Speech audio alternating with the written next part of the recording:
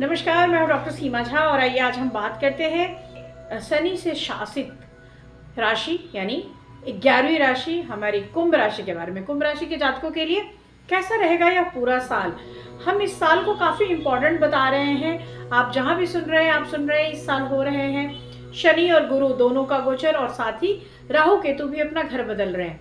कुंभ राशि सबसे भाग्यवान राशियों में से है जो अकूत धन संपदा के साथ इस साल को सफलता के कई सारे झंडे गाड़ लेगी। लेकिन यह साल शुरुआती दौर से ही सिर्फ सफलता ही नहीं देगी, कई अन्य तरह के बदलावों को भी आप देखेंगे। कैसे करेंगे, क्या रिमार्क करेंगे आप इस ईयर को, कैसे देखेंगे इस ईयर को, हम जानते हैं डिटेल।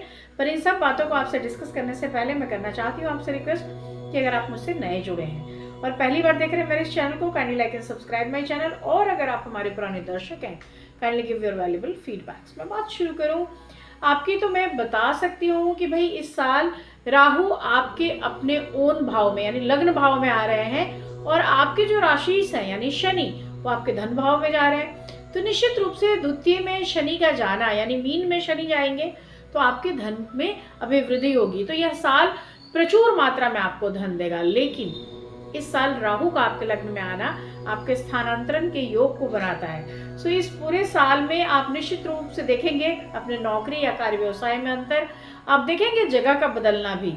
आप बहुत ऐसे सारे कष्ट से गुजरेंगे जो रहन सहन संबंधी चीजों में है।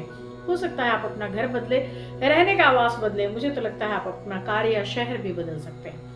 ये जो समय है, सो लाइक मैं स्टार्टिंग ऑफ द ईयर से बात करूं और सबसे पहले अगर मैं बात करूं आपके पेशेवर जीवन की, तो निश्चित रूप से नए कार्यों का योग है, नए स्थानांतरण का योग है। हालांकि रिकॉग्निशन की कोई दिक्कत नहीं। सो एवरीवेयर जहां भी आप जा रहे हैं वहां ऑलरेडी आपकी रिकॉग्निशन है, आपको इंपॉर्टेंस मिल रहा है, मान सम्मान मिल रहा है, रेस्पेक्ट मिल रही है, उसमें कहीं कोई इशू नहीं है।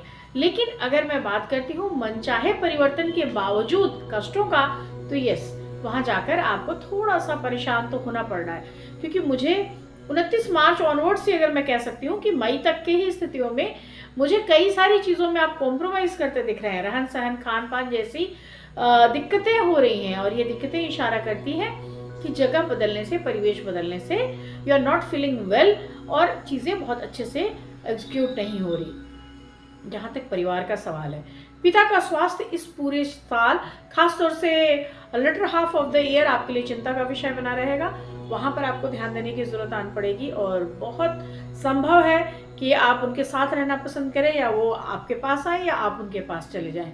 क्योंकि यह जो समय है, इस समय अगर आप उनका ध्यान नहीं रख पाते हैं तो इस बात का अफसोस आपको होगा। यह जो पूरा समय है ये स्वास्थ्य के दृष्टिकोण से आपके लिए भी अप्रैल ऑनवर्ड्स की जो स्थितियां हैं वहाँ पर ट्रबलसम सिचुएशंस लेकर आएगा।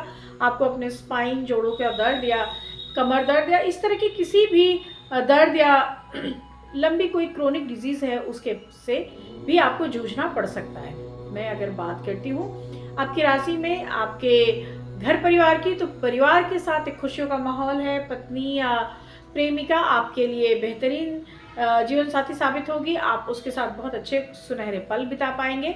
सो this year is going to give you all kind of happiness. आप बहुत खुश होते हुए नजर आ रहे हैं, आपके जीवन में कई सारी पॉजिटिविटी होती हुई नजर आ रही है। लेकिन साथ ही मैं कह सकती हूँ कि यह जो पूरा समय है, यह समय आपको ये भी इंडिकेट कर रहा है कि अगर आपके परिवार में, आपके दाम्पत्य में कहीं कोई मनमुटाव है तो उसके लिए बैठकर बात की जाए। मैं अगर बात करती हूँ आपके रोमांस की, तो उस जगह पे भी कई ऐसी स्थितियां बन रही हैं जिन स्थितियों के अनुसार मैं कह सकती हूँ कि नए लोगों का आपके जीवन में प्रवेश संभव है कि आप पुराने लोगों की चेतना से बाहर आ जाएं, आप उनकी याद से बाहर आ जाएं और आपके जीवन में कुछ नए लोग प्रवेश करें। अगर आप ऑलरेडी शादीशुदा हैं तो आपके जीवन में जीवन साथी के प्रति उदासीन दृष्टिकोण आपको बाद में अफसोस देगा। इसलिए मैं ताकीद करूंगी कि जितना हो सके हर संभव अपने जीवन साथी से आपको कम्युनिकेट करना चाहिए, परस्पर संवाद बनाए रखना चाहिए। जहाँ तक स्थिति बनती है वित्त की, तो यह साल बहुत ब्लेस्ड ईयर है आपके लिए, क्योंकि वित्त की कहीं कोई कमी नहीं है। कई आय के नए स्रोत बन रहे हैं, इवन फादर से भी आपको धन मिल रहा है। अक्टूबर ऑनवर्ड्स की सिचुएशंस जो है वहाँ पे पिता के द्वारा धन की प्राप्ति हो रही है। हो सकता है आपके पैतृक संपत्ति में आपको उसका हिस्सा मिले या वो आपके बिजनेस या कार्य में अपना पैसा लगाए।